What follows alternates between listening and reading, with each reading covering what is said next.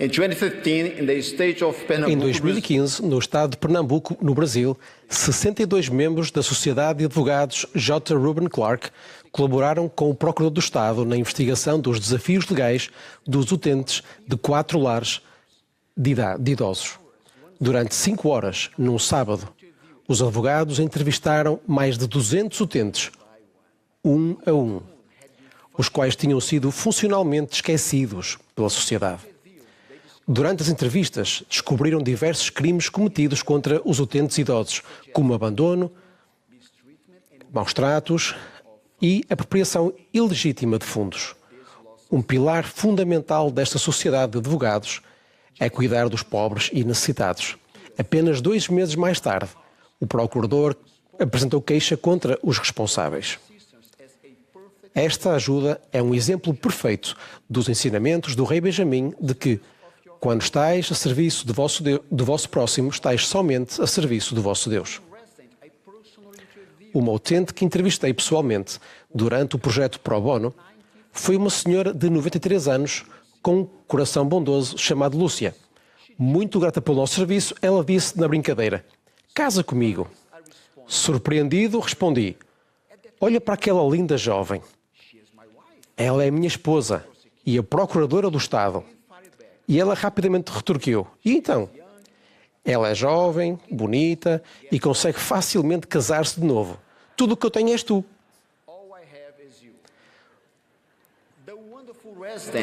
Os maravilhosos utentes não viram todos os seus problemas resolvidos naquele dia.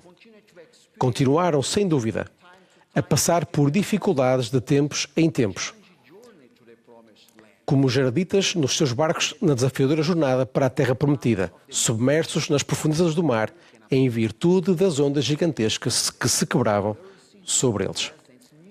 Mas naquele sábado, os utentes do lar de idosos sabiam que, independentemente do seu anonimato neste mundo, eram conhecidos pessoalmente por um Pai Celestial amoroso, aquele que responde até às mais simples orações. O Mestre dos Mestres fez com que um vento furioso soprasse os jaraditas em direção às bênçãos prometidas. Da mesma forma, podemos decidir servir como uma humilde rajada de vento nas mãos do Senhor. Tal como o vento não deixou de soprar os jaraditas em direção à terra prometida, podemos ajudar os outros a progredir na sua jornada para receber as bênçãos de Deus. Há vários anos, quando eu e a minha esposa, Cris, fomos entrevistados para o meu chamado como bispo, o nosso presidente de estaca pediu-me que, em espírito de oração, considerasse os nomes para recomendar como conselheiros. Depois de ouvir os nomes que recomendei, ele disse que eu deveria saber algumas coisas sobre um daqueles irmãos. Primeiro, aquele irmão não sabia ler. Segundo, ele não tinha um carro para que pudesse usar para visitar os membros. Terceiro, ele usava sempre óculos de sol na igreja. Apesar das preocupações sinceras do presidente, eu sentia fortemente que ainda assim o deveria recomendar para ser meu conselheiro e o presidente de estaca apoiou-me. No domingo em que eu e os meus conselheiros fomos apoiados na reunião sacramental, a surpresa nos rostos dos membros era evidente. Este amado irmão dirigiu-se lentamente para o púlpito, onde as luzes do teto eram refletidas intensamente nos seus óculos de sol. Quando ele se sentou ao meu lado, perguntei-lhe: "Irmão, tem problemas de visão?" Ao que ele respondeu: "Não." Depois continuei: "Então por que usa óculos de sol na igreja?" "Meu amigo, os membros precisam de ver os seus olhos e o irmão também tem de conseguir ver os olhos deles." Naquele momento, ele tirou os óculos de sol e nunca mais os voltou a usar na igreja. Este querido irmão serviu ao meu lado até à minha desobrigação de bispo. Hoje em dia, ele continua a servir fielmente na igreja e é um exemplo de dedicação e compromisso ao Senhor Jesus Cristo. E contudo, há alguns anos, era um desconhecido utilizador de óculos de sol, sentado nos bancos da capela, praticamente esquecido. Pergunto-me muitas vezes quantos irmãos e irmãs fiéis estão hoje sentados entre nós, praticamente esquecidos. Sejamos muito conhecidos ou desconhecidos, as adversidades chegarão inevitavelmente até nós.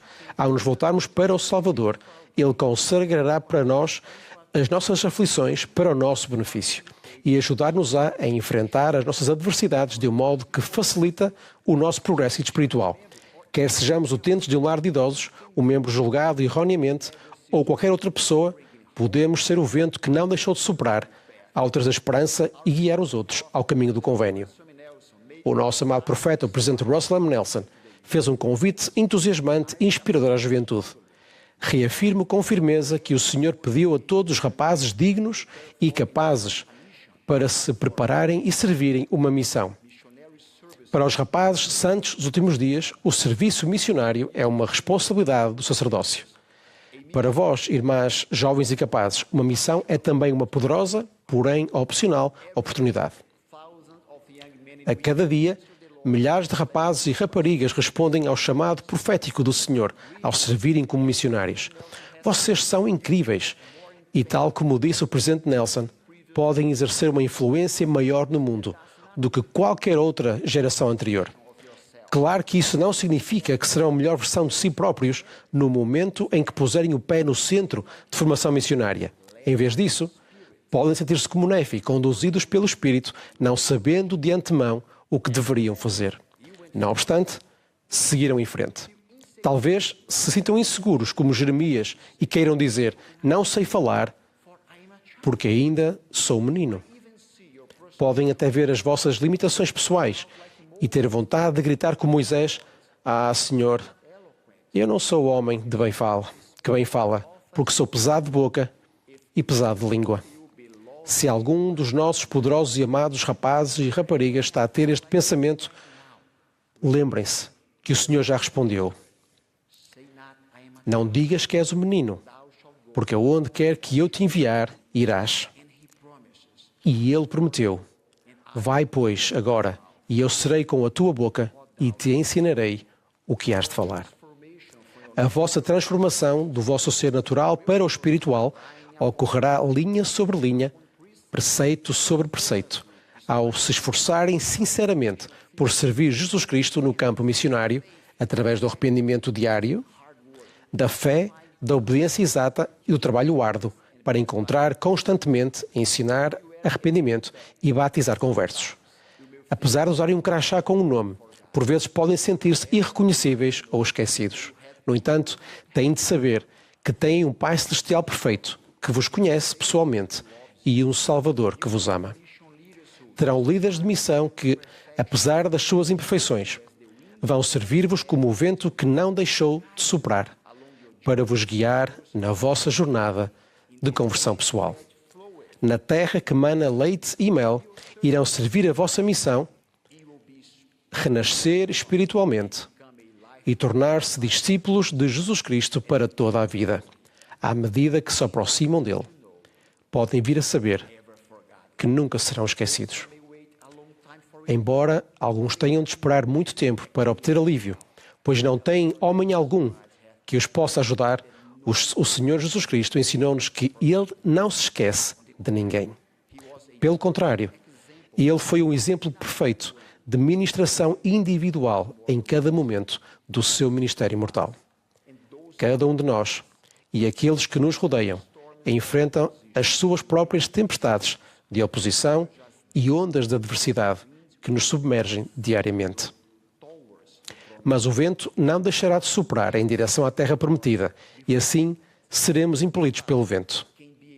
Cada um de nós pode ser parte deste vento. O mesmo vento que abençoou os jarditas na sua viagem e o mesmo vento que, com a nossa ajuda, abençoará os irreconhecíveis e esquecidos a alcançarem a sua própria terra prometida. Testifico que Jesus Cristo é o nosso advogado junto ao Pai. Ele é um Deus vivo e age como um vento forte que nos irá sempre guiar pelo caminho do convênio. Em nome de Jesus Cristo. Amém.